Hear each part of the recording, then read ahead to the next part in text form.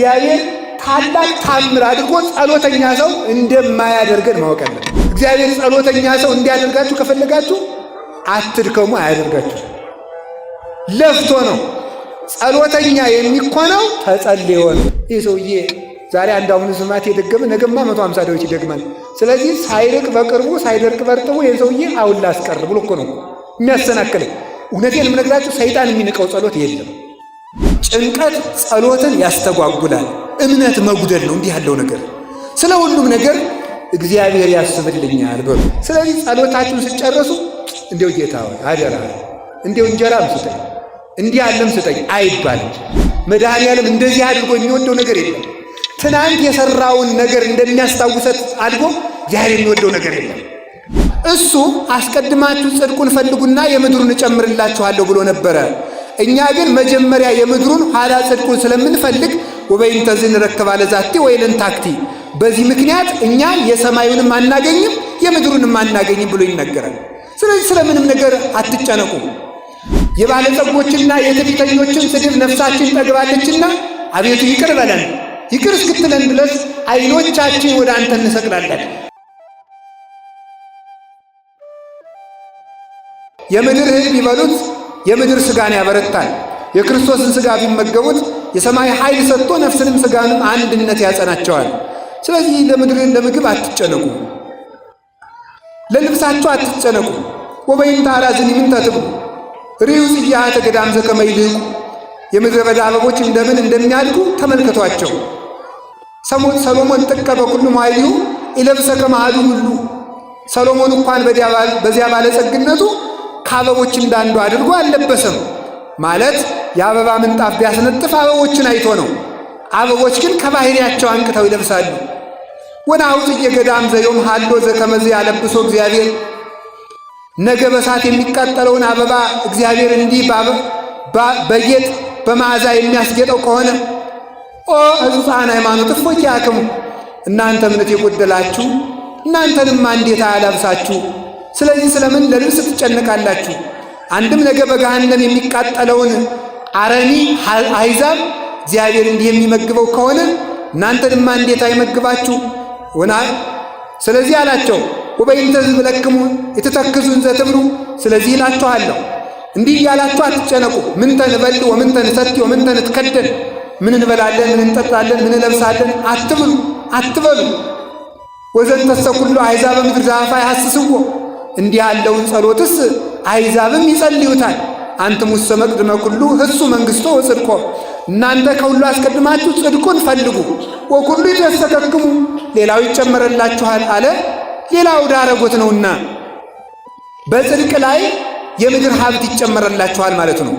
ሊቁ ቅዱስ ዮሐንስ አፈወርቅ ይህንን ሲተረጉም ምን አለ? ንሕነሰ ወለጥነ ሥርዓቶ ለእግዚአብሔር፣ እኛ የእግዚአብሔርን ሥርዓት የእግዚአብሔርን ሕግ አገላበጥ ነው አለ። እሱ አስቀድማችሁ ጽድቁን ፈልጉና የምድሩን እጨምርላችኋለሁ ብሎ ነበረ። እኛ ግን መጀመሪያ የምድሩን ኋላ ጽድቁን ስለምንፈልግ ወበይንተ ዝንረከባ ለዛቲ ወይለን ታክቲ፣ በዚህ ምክንያት እኛ የሰማዩንም አናገኝም የምድሩንም አናገኝም ብሎ ይነገራል። ስለዚህ ስለምንም ነገር አትጨነቁ። የሚገሉ ሰዎች ያስፈራሯችሁ እንደሆነ ደግሞ እንዲህ ብላችሁ አስሙ። ኢትፍርህዎሙ ለእለ ይቀትሉ ሥጋክሙ ወለነፍስክሙ እሰይክሉ ቀቲሎታ፣ ሥጋችሁን የሚገሉትን አትፍሩ፣ ነፍሳችሁን መግደል አይቻላቸውምና። ወባሕቱ ፍርህዎሰ ለዘቦ ሥልጣን ከመ ይግል ቀቲለ ሥጋሂ ወነፍሰሂ ህቡረ በውስተ ገሃነም፣ ነፍስንም ሥጋንም አንድ አድርጎ በገሃነም መቅጣት የሚቻለውን እርሱን ፍሩት። በሥጋችሁን የሚገሉትን ግን አትፍሯቸው። አንድ ቀን ቢገሏችሁ ሁልጊዜ አይገሏችሁም። በሥጋ ቢገሏችሁ በነፍስ አይገሏችሁም። በምድር ቢገሏችሁ በሰማይ አይገሏችሁምና እንዲህ ያለውንም ቢሆን አትፍሩ። ሙቶ የቀረ ክርስቶስ አለን? የለም፣ እሱ ተነስቷል። ክርስቶስ ሞቶ እንዳልቀረ ክርስቲያኑ ሞቶ አይቀርም። ሞት ወደ ክርስቶስ የምንሄድበት መንገድ ሆኖ ተለውጧል በክርስቶስ ሞት። አሁን ሞት ለክርስቲያን መንገዱ እንጂ መፍሪያው አይደለም። ስለዚህ አትጨነቁ። ጭንቀት ጸሎትን ያስተጓጉላል። እምነት መጉደል ነው እንዲህ ያለው ነገር። ስለ ሁሉም ነገር እግዚአብሔር ያስብልኛል በሉ። እስኪ ሁላችሁ እግዚአብሔር ያስብልኛል በሉ። ማን ያስብልኛል? እግዚአብሔር ያስብልኛል ካላችሁ ልባችሁ ይሰበሰባል። ሌላው ለሚጨምርላችሁ ነገር ደግሞ ምንድን ነው? የምንጸልዩን ነገር መስማት ነው። በጸሎት ጊዜ መሳተፍ ያለባቸው አካላት አሉ። ምንም ናቸው? እግር ይሳተፋል፣ እጅ ይሳተፋል፣ ዓይን ይሳተፋል። ከዚያስ ደግሞ ምንድን ነው? ጆሮ ይሳተፋል። ጆሮ ሲሳተፍ ልብ ይሳተፋል። ልብ ከታሰረ ደግሞ ከዚህ በኋላ ሁሉም ነገር የተሰበሰበ ይሆናል። ይሄ ነው እኮ ጌታችን መድኃኒታችን ኢየሱስ ክርስቶስ ዓይን ብታሰናክልህ ከአንተ አውጥተህ ጣላት፣ እጅ ብታሰናክልህ ከአንተ ቆርጠህ ጣላት፣ እግር ብታሰናክልህ ከአንተ ቆርጠህ ጣላት። ምን ማለቱ ይሆን? እጅ ሰነፍ ከሆነችብህ ቆርጠህ ጣላት ማለት ፈቃዷን ቁረጥባት። ፈቃዷ ምንድን ነው? ማረፍ። አንተ ደግሞ ፈቃዷን ቁረጠውና ዘርጋት ለጸሎት። እግር ብታሰናክልህ ቆርጠህ ጣላት። እግርን በመጋዝ ቁረጠው ማለት አይደለም። ቆሜ አልጸልይም ብትል መቀመጥ ነው የምፈልግ፣ መተኛት ነው የምፈልግ፣ ማረፍ ነው የምፈልግ ብትል ፈቃዷን ቁረጠው። እምቢ በልና ቆምበት ማለት ነው። በቀዊም ቅጣው። ዓይን ብታሰናክልህ ካንተ ቅጣት።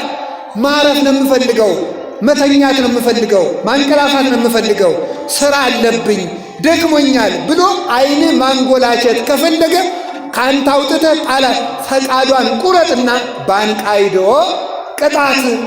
እግዚአብሔር ተጠብቅ። ሀቤ ካንቃይዶን አይን ተነ ዘትነብር ውስተ ሰማይ ወበከመ አይነ አግብስ ውስተ ዳጋይስቲሆሙ ወበከመ አይነ ዓመት ውስተ ደግዝታ ከማዋይንቲና በእግዚአብሔር አምላክ ነስካመ ይሳሃለን። አቤቱ በሰማይ የምትኖር ሆይ ዓይኖቻችንን ወደ አንተ አነሳን። መዝሙር 122 ላይ ቅዱስ ዳዊት ሲናገር የባሪያ ዓይን ወደ ጌቶቹ እንደሆነ የገረድም ዓይን ወደ እመቤቷ እንደሆነ ደመወዟን ጠብቃ ተስፋ አድርጋ አቤቱ የእኛም ዓይኖች ወደ አንተ እናንጋጥታለን። ተሳሃለን እግዚኦ ተሳሃለን። እስከ መቼ ድረስ ትለኝ እንደሆነ ይቅር እስክትለን ድረስ አቤቱ ይቅር በለን። እስመ ሰገምነ ጸለተ ብዑላን ወአሳረኩያን። የባለጸጎችና የትዕቢተኞችን ስድብ ነፍሳችን ጠግባለችና አቤቱ ይቅር በለን። ይቅር እስክትለን ድረስ ዓይኖቻችን ወደ አንተ እንሰቅላለን። ዓይን ባንቃይዶ ይቀጣል፣ ወይም ደግሞ በሰቂለ ሕሊና ቢታመም ደግሞ ተመልከቱ የተከለከ ሰፊሃዴከ ስፎ ለሕሊናከ። እጅህን ዘርግተህ መጸለይ ካቃተ ሕሊናህን ዘርግተህ ጸልይ። ወደ ምን የምንዘረጋው? ወደ ቀራንዮ እንዘረጋዋለን፣ ወደ ቤተልሔም እንዘረጋዋለን፣ ወደ ግብፅ ሲሰደድ እንዘረጋዋለን፣ ወደ ደብረ ታቦር እንዘረጋዋለን። ብርሃነ መለኮቱ ሲገልጥ ህብስት ሲያበረክት ወደዚያ እንልከዋለን። ሚመጠን ቅዱሳን ሐዋርያት ስለ እንጀራ ሲጨነቁ አንድ ቀን ጌታ እንዲህ ነው ያላቸው፣ እናንተ እምነት የጎደላችሁ 5 እንጀራ አምጥታችሁ ስንት አድርጌ ነው የሰጠኋችሁ? 7 እንጀራ ሰጥታችሁ ስንት ሰው ነው ያበላው? ያንን እያስባችሁ ስለ ምግብ ትጨነቃላችሁ ብሎ ቅዱሳን ሐዋርያትን ገስጿቸዋል። በዚያ በታሪክ የጌታችን የመድኃኒታችን ኢየሱስ ክርስቶስ ክርስቲያንነት ማለት ምን ማለት ነው? ክርስቶስ በምድር ላይ ካደረጋቸው ስራዎች ውስጥ በአካል ያሉን ያህል መቁጠር ማለት ነው።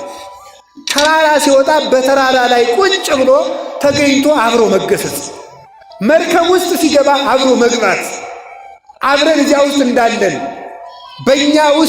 በእኛ ላይ የነገር የዝሙት የኃጢአት ማይበል ሲነሳብን የዚያን ጊዜ ምን ማለት አለብን? በእውነቱ አቤቱ ንቃ እግዚኦ ለምን ትትነጉም አድነን እግዚኦ ከመ ንሙት እንዳንጠፋ አድነን ብሎ ከመርከቢቱ ውስጥ እንዳለን አስበን ከነገር ነው። መድኃኔዓለም እንደዚህ አድርጎ የሚወደው ነገር የለም። ትናንት የሰራውን ነገር እንደሚያስታውሰት አድርጎ ዛሬ የሚወደው ነገር የለም። አይሁድን እኮ የሚወቅሳቸው እኮ በዚህ ነበር። አባቶቻችሁ ያልገደሉት ነቢይ ወዴት አለ? ለአባቶቻችሁ መና ወርዶላቸው ነበረ። እናንተ የነቢያትን መቃብር የምትሰሩ የተለሰናችሁ መቃብራት፣ ያን ሁሉ ነገር ተመልከቱ። ሙሴንስ ብታምኑት ኑሮ እኔን ባመናችሁ ነበር። አኳነ ዘአስተዋድየክሙ ሀበ እግዚአብሔር አላ ውእቱ ሙሴ። ተመልከቱ፣ ያስተዋድየክሙ እናንተ የምታምኑት ሙሴ ስለኔ ይከሳችኋል፣ ስለሱ ነግሬያችኋለሁ ብሎ እግዚአብሔር ሰውን የሚወቅሰው አንዱ በታሪክ ነው። እግዚአብሔር በታሪክ ይወቅሳል። ሰው በታሪክ የሚወቅሰው ምንድን ነው? ራበኝ ብለህ የምትጠረጥረኝ መና ሳወርድ ያደረግኩትን ኃይሌን የተረስተኸው ነው። ፈራው የምትለኝ በኃይል ከፍዬ ማሻገሬን የጥለኸው ነው። እሳት ፈርቼ ካድኮ የምትለኝ ለሦስቱ ሕፃናት እሳት ማብረዴን የጥለኸው ነው። አውሬ ፈርቼ ካድኩ የምትለኝ ለዳንኤል የለጎንኩትን አናብስት የለጎንኳቸውን የተረስተሃቸው ነው። ውሃ ሞላብኝና ፈራው የምትል ለሐዋርያት የገሰጽኩትን ባሕር የት ጥለኸው ነው? ለእነሱ ያበረርኩትን ነፋስ የት ጥለኸው ነው? እግዚአብሔር የትናንትናውን አይቶ የሚታመን ነው። ለዚህ ነው ቅዱስ ጳውሎስ ኢየሱስ ክርስቶስ ዘትማልም ወዮም ወክመ ውእቱ እስከ ለዓለም ክርስቶስ ትናንትም ዛሬም ያው ነው ብሎ የተናገረ ከዚህ የተነሳ ነው። ስለዚህ በጸሎታችን መሳተፍ አንዱ መሳተፍ ያለበት ምንድን ነው? ጆሮ መሳተፍ አለበት። ጸሎት ስጸልይ በቃ ሳላውቀው ከአትብ ገጽ ጀምሬ ደርሼ የእሑድ ውዳሴ ማርያም ደርሼ ያገኘውን ምን ላድርግ ይላል። ሁሉም ሰው እንደዚህ ይህን ጥያቄ ይጠይቃል። ግን መልሱ ምንድን ነው? መስማት ነው። ማወቅ የሚገባን ደግሞ እግዚአብሔር ታላቅ ታምር አድርጎ ጸሎተኛ ሰው እንደማያደርገን ማወቅ አለብን። እግዚአብሔር ጸሎተኛ ሰው እንዲያደርጋችሁ ከፈለጋችሁ አትድከሙ፣ አያደርጋችሁ። ለፍቶ ነው። ጸሎተኛ የሚኮነው ተጸልዮ ነው። እስኪ በሉ ሁላችሁም ጸሎተኛ የሚኮነው ምን ተብሎ ነው? እስኪ ስለዚህ ለጸሎተኛነት ምን እናድርግ? እንጸልይ በሉ እንጂ። ለጸሎተኛነት ምን እናድርግ? እንጸልይ። ስንጸልይ ምን እንሆናለን? በሉ እንጂ ጸሎተኛ እንሆናለን። ምን ይላሉ አባቶቻችን? የሌላን ሰው ራስ ቅቤ የሚቀባ ሰው የእሱ እጅ ቅቤ መንካቱ ይቀራል ይላል። ስለዚህ ጸሎትን ቅቤ ያደርጉት። ምንም እንኳን ጸሎታችን በረከት የማይገባው ቢሆንም እንኳን መንካታችን ግን አይቀርም። በረከት ማግኘታችን አይቀርም። አጋንንት መሸሻቸው አይቀርም። ጸሎታችን እኛ ባይገባን እንኳን ጋኔን ይገባዋል፣ ሰይጣን ይገባዋል እኮ በደንብ አድርጎ ነው የሚገባው። ይሰማል። ይሄ ሰውዬ ነው የሚለው እኮ ይሄ ሰውዬ ዛሬ አንድ አሁን ስማት የደገመ ነገማ 150 ዳዊት ይደግማል። ስለዚህ ሳይርቅ በቅርቡ ሳይደርቅ በርጥቡ ይሄን ሰውዬ አሁን ላስቀር ብሎ እኮ ነው የሚያሰናክለው። እውነቴን የምነግራችሁ ሰይጣን የሚንቀው ጸሎት የለም፣ እግዚአብሔርም የሚንቀው ጸሎት የለም። ሁሉንም ሰው ይሰማል እግዚአብሔር። እንዲያውም እግዚአብሔር ኃጢአተኞችንም ይሰማል። አላችሁን? እግዚአብሔር ከሁላችን ጋር ይሁን። ስለዚህ ያንን ጸሎት ምን ማድረግ ይጠበቅብናል ሲባል መስማት። የራሳችሁን የምታነቡትን ነገር ማዳመጥ አለባችሁ። ጆሮአችሁን ተቆጣጠሩት። እንዲህ ተብሎ ነው የሚታደግ ማለት ነው። ስለዚህ አፍ ለጆሮ ያቀብላል። ጆሮ ለማን ያቀብላል? በሉ እንጂ። ያን ጊዜ ልብ ምን ይሆናል? ይሰበሰባል ነው። የምትጸልዩትን ነገር ስሙት፣ ምን እያለ እንደሆነ ማለት ነው። ምን እያለ እንደሆነ አሁን አቡነ ዘበሰማያትን ጸልየን ስንጨነቅ አይደንቃችሁ? እስኪ አሁን ተመልከቱ። አባታችን ሆይ በሰማያት የምትኖር ስምህ ይቀደስ። እሺ፣ በጣም ጥሩ። ከዛ ስም መንግሥትህ ትምጣ። እሺ፣ መንግሥተ ሰማያትን ስጠኝ ማለት ነው። ፈቃድህ በሰማይ እንደሆነች እንዲሁም በምድር ትሁን። የመላእክትን ይሁን ስጠኝ አልኩት። ከዛሳ የዕለት እንጀራዬን ስጠኝ። እንጀራችንን ደግሞ አገኘን በዚህ ውስጥ ማለት ነው። ከዛሳ በደላችን ይቅር በለን፣ የኃጢአት ስርየት አገኘን ማለት ነው። እኛም የበደሉንን ይቅር እንል ዘንድ ይቅር ባይ ልቡና ንጹሕ ልብ ስጠን አለና ደግሞ ንጹሕ ልብ ስጠን ብለን ስለ ሰብዕናችን ጸልን። ከዚያሳ አቤት ወደ ፈተና አታግባን፣ ወደ ፈተና አታግባን፣ መከራ ፈርተን አንተን ከመካድ አድነን ማለታችን ነው። ስለዚህ ፈተና እንዳይመጣብንም ጸልን፣ ከክፉ ሁሉ አድነን እንጂ በሰማይ እንደ በረዶ በምድር እንደ ዘንዶ ከታዘዘ መቅሰፍት አድነን አልነው። አዳነን። መንግሥት ያንተ ናትና መንግሥት ያንተ ስለሆነች ከዲያብሎስ መንግሥት አውጣኝ። በቃ በዚህ ውስጥ ያልቀረበ አቤቱታ አለ? እስኪ ንገሩኝ፣ ያልቀረበ አቤቱታ አለ ወይ? ስለዚህ ጸሎታችሁን ስጨርሱ እንዲው ጌታ ሆይ አደራ፣ እንዲው እንጀራም ስጠኝ፣ እንዲህ ያለም ስጠኝ አይባልም። ቀርቧል እዚያው ውስጥ ማለት ነው።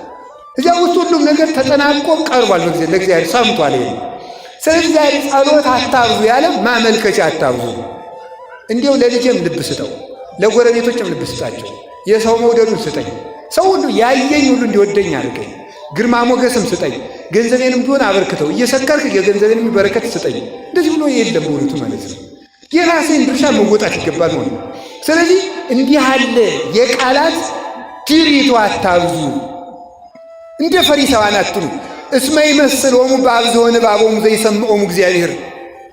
ንግግር በማብዛት እግዚአብሔር የሚሰማቸው ይመስላቸዋልና። ስለዚህ እምነታችን ጸሎታችን ላይ መጣል አለብን። ያንን ስትሰሙት እዚህ ውስጥ ያልተናገሩት ደስ ይላቸዋል በእውነቱ ማለት ነው። እግዚአብሔርን አባቴ ብሎ ከመምጣት በላይ ምን ክብር አለ በእውነቱ ማለት ነው። እግዚአብሔርን አባት አድርጎ ከመመለስ በላይ አለ እንዴ? በፍጹም። ሀብት ያለው አባት አለኝ እኔ ይህን ነገር ይዘር በስንቱ አባት እንኳን እየተመካንበት አይደለም? በሰረቁ አባቶቻችን እየተመካን አይደለም? በሌባ አባቶቻችን፣ በነፍሰ ገዳይ አባቶቻችን አይደለም ጀግንነት ብለን እየተጋደልን ያለ በእግዚአብሔር አባትነት እንዴት ደስ አይልም? ደስ ብሎን እምነታችን በሱ ላይ ጥለን ሕፃን ልጅ ሌላ ሰው ሲታቀፈው ነፍስ ከለየ በኋላ ያለቅሳል። እናቱ ስትታቀፈው ለጥ ብሎ ይተኛል። የእናቱ ጀርባ እንደሆነ አምኖ እኮ ነው ማለት ነው። ከዚህ በላይ ሕፃን ልጅ እናቱን ከሚያምናት ሁሉ በላይ በእግዚአብሔር ትከሻ ማረፍ አለብን። ልብ የሚሰበሰበው እንደዚህ ያለ እኔ አቅም የለኝም፣ አንተ ስለ እኔ አስብልኝ፣ እንዲያው እኔን ለራሴ ከማሰብ አድነኝ ማለት አለብን። በእውነቱ ማለት እኔን ለራሴ ከማሰብ እንዲሁም አንድ ቅዱስ የበረሃ አባት ብሎ ጸለየ፣ ጌታዬ ሆይ ይህንን አድርግልኝ ብዬ ከመጸለይ አድነኝ፣ ይህን አድርግልኝ ከማለት እንዲሁ አድነኝ። አንተ ሳልጠይቅ ሁሉን አድርገህልኛል። ፍጠረኝ ብሎ የተፈጠረ የለማ፣ እንዲህ አድርገኝ ብሎ የተፈጠረ የለም። ስለዚህ እግዚአብሔር ሳንጠይቀው እንደፈጠረን ሳንጠይቀው የሚፈልገውን ይሰጠናል። እግዚአብሔር ከሁላችን ጋር ይሁን።